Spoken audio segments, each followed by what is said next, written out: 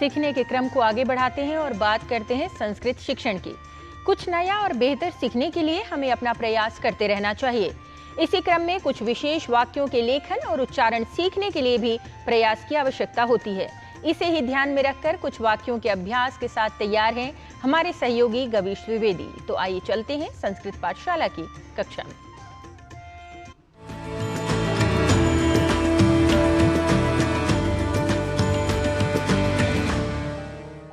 नमो नमः मित्राणि। संस्कृत पाठशालायाः एतस्याम् अभिनवकक्षायां भवतां सर्वेषां स्वागतम्। मम नाम गवीशः। अपनी संस्कृत की पाठशाला में हम रोजमर्रा में प्रयोग में होने वाले वाक्यों को बोलना सीख रहे हैं। सीखने के इसी क्रम को आगे बढ़ाते हुए आइए आज सीख लेते हैं कुछ और नए वाक्यों को। वाक्य यदि हमें बनाना हो, यह तो सच है ना, तो इसके लिए कहेंगे एतत् सत्यम खलु। एतत् सत्यम खलु, वह मैं भी जानता हूं। इसके लिए कहेंगे तद अहम अपि जानामि।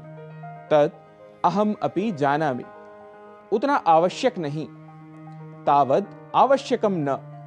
तावद आवश्यकम न।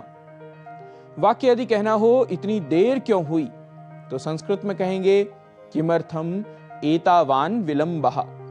किमर्थम एतावान विलंबः, काफी है। पर्याप्तम अस्ति।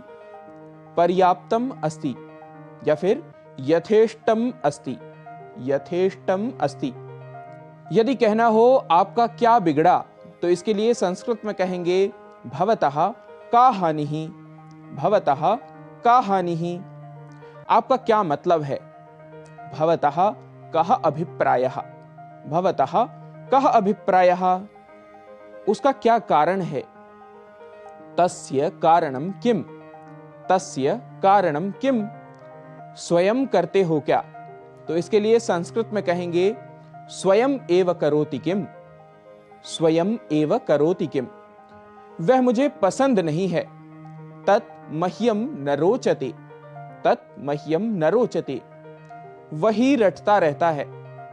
तदेव रटति सः। तद एव रटति सः, बहुत ध्यान रखता है। बहु अवधानम करोति। बहु अवधानम करोति, नहीं तो बहुत कष्ट होगा। यदि यह वाक्य हो तो कहेंगे अन्यथा बहु कष्टम। अन्यथा बहु कष्टम, पहले क्यों नहीं कहा। यदि यह वाक्य हो तो संस्कृत में कहेंगे किमर्थम पूर्वम न उक्तम। किमर्थम पूर्वम न उक्तम, ठीक से नहीं जानता।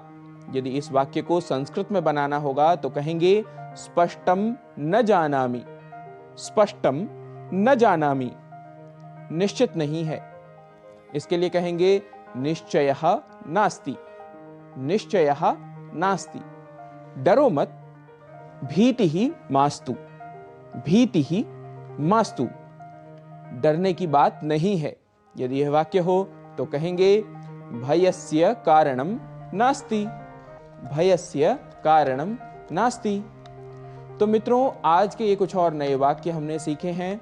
इनका दैनंदिन व्यवहार में आप प्रयोग करते रहिए और संस्कृत के ऐसे ही अंशों को सीखते रहिए। हम नए वाक्यों के साथ, नए विषयों के साथ पुनः होंगे आपके समक्ष उपस्थित। तब तक के लिए नमस्कार, नमो नमः, पुनः मिलामः।